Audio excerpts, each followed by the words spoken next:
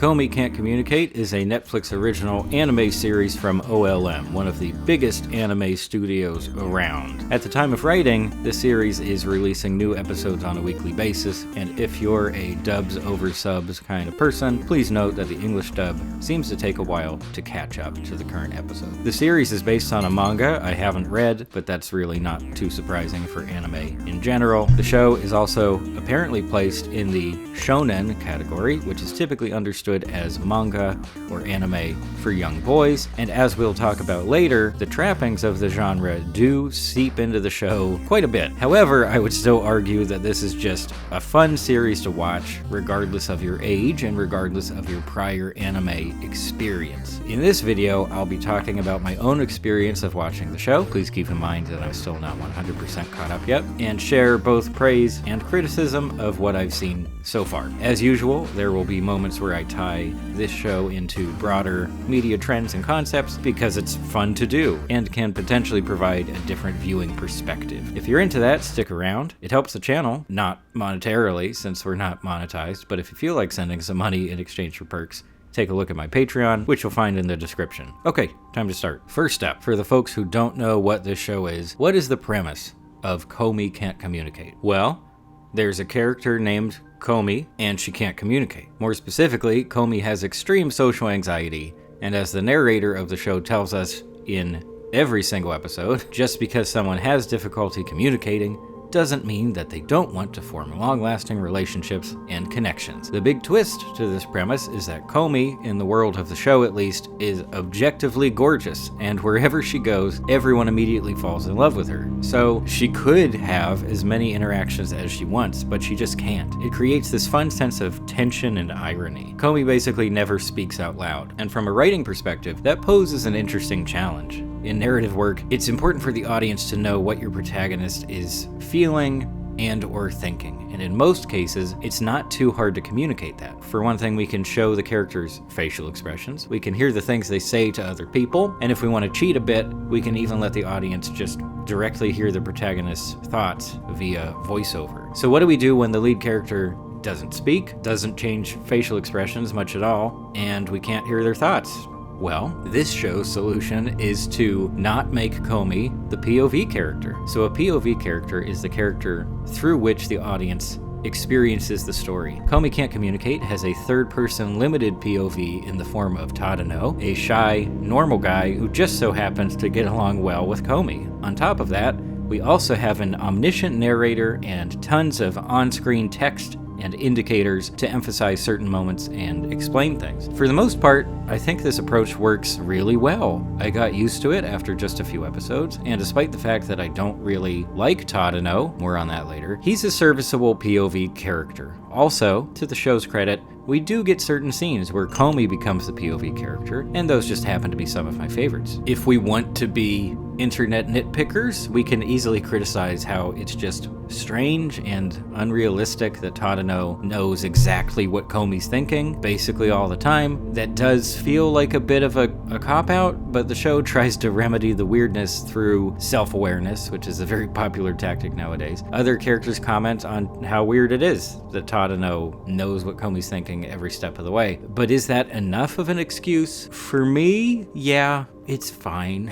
It also reinforces this ongoing relationship between Komi and Tadano, which is more or less at the center of the series. Moving on to characters, overall, we have to start with Komi and Tadano, since we spend most of our time with them. Komi herself, I think, is pretty well written. Komi's likable, though some of that might come from how she's portrayed and how that portrayal aligns with certain anime stereotypes. Komi is kind of just moe incarnate, and I definitely have some issues with how the show treats Komi, but I'll save those for a little bit later in the video. Tadano, on the other hand, is incredibly dull, and in my opinion, even actively unlikable at times. He's a nothing character, he's a husk, and I understand that that's sort of the point. There are lots of jokes about how he's just the definition of average. He completely blends in, which is the opposite of how everyone sees and responds to Komi. Also, considering the genre, I guess he's also supposed to serve as like an audience insert character. So,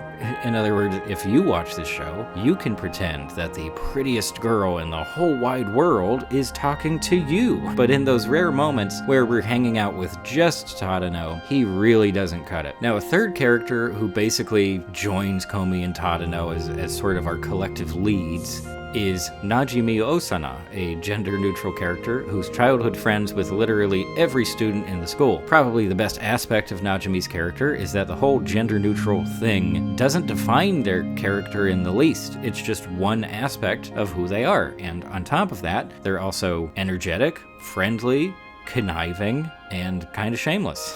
Najimi also just serves a very practical function in combination with Komi and Tadano. They're very outgoing, so they're the one who makes things happen. They introduce new situations and interactions almost constantly. The show does a good job of building out a fairly large ensemble cast as well. Another one of the gimmicks here is that every student at this school is kind of insane. They each have some weird character trait that adds some spice to the mix. I can't talk about every single character, but I will say that Ren, Onamine, and Otori each make the series more interesting in some way. Probably the best thing I can say about the characters, especially in combination with each other, is that they provide a variety of personalities and energy levels, but none of them really alters the overall tone and humor of the show. They just contribute to that overarching tone, and it works really well. And this is something that's really important to point out. This is a funny series, and as a lot of you folks already know, it's rare that humor survives Japanese to English translation. A lot of the humor comes from that friction between Komi's social difficulties and her immense popularity, but there are so many characters and so many brilliant scenarios that keep things interesting. And the whole way, our leads, Komi and Tadano specifically, are being challenged, and they're developing. Story is happening at all times. But something we have to get into now is how Komi is treated by many of the characters, and by extension, how she's treated by the show itself. So, this concept is something that I bring up whenever I talk about anime shows, or at least I have so far, and I'll keep bringing it up until it's no longer a valid point from my view.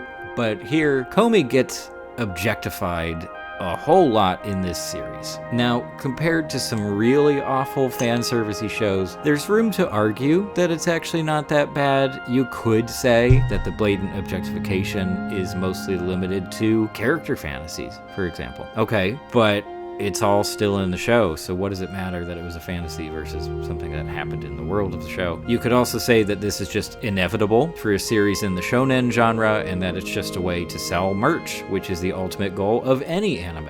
Okay, but the fact that it's normalized doesn't mean that it's good to do. And beyond visual objectification of the character, such as like slow vertical pans of Komi in different outfits, there are also just some really sexually aggressive comments, most of them coming from the character Ren. And this is another area where the show tries to use like self-awareness as a defense, unsuccessfully in my opinion. So there's a specific moment where Ren is announcing to the class that they should all do this one specific activity for the culture festival, because that means it'll be dark, and so they can grope Komi and get away with it. So Tadano immediately admonishes Ren, but it's still, like, they put it in the show. It's still like a needlessly uncomfortable moment in an otherwise lighthearted anime. I don't know, you tell me. Am I just being too sensitive about the whole topic? Is there just a lot of cultural context that I'm missing out on? Is all of this just okay somehow? Because from my perspective, none of these elements I've been complaining about actually make the show better. I like the idea that all these background characters and NPCs are obsessed with Komi, but in my opinion, it's funnier when it's subtle and it's just something happening in the background. It's not the focus of an episode. I also think that just makes it funnier. And ultimately, that amounts to a fairly small complaint in the face of the show's potential real-world impact. So I tend to take a utilitarian approach to media criticism. I want to consider how a piece of media is affecting actual people. So in terms of potential positive impact, Komi Can't Communicate has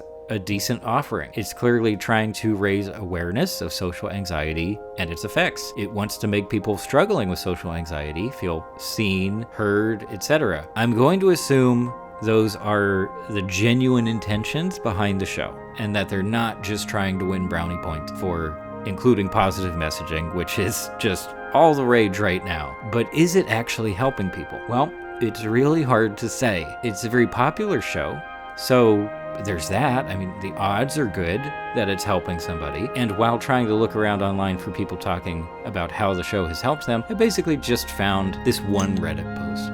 But it also makes sense that people with social anxiety might not feel too motivated to talk a whole bunch about their social anxiety on the internet. So the real world impact is inconclusive, but of course feel free to tell me whether the show has helped you out in some way. For the moment, I'm going to choose to believe that it is having a positive effect, or at least that it definitely could. Is there also value in just being a funny show that's easy to watch with frequent moments of impressive animation? Of course there is, and that's most of what I get from it. I really like this show, and it's very easy to recommend, except for maybe, I don't know, really young kids. I'd say under 12 or something, it might be a little too much in some of the references and content and stuff, but otherwise, very easy to recommend. But as is the case with basically all media, it's not perfect, and it doesn't completely align with my own preferences and tastes. But that's also what makes media criticism and discussion interesting. For each of us, there are sources of friction, places where we come into conflict with something that other people have made. And I hope that sharing my thoughts about Komi Can't Communicate has been entertaining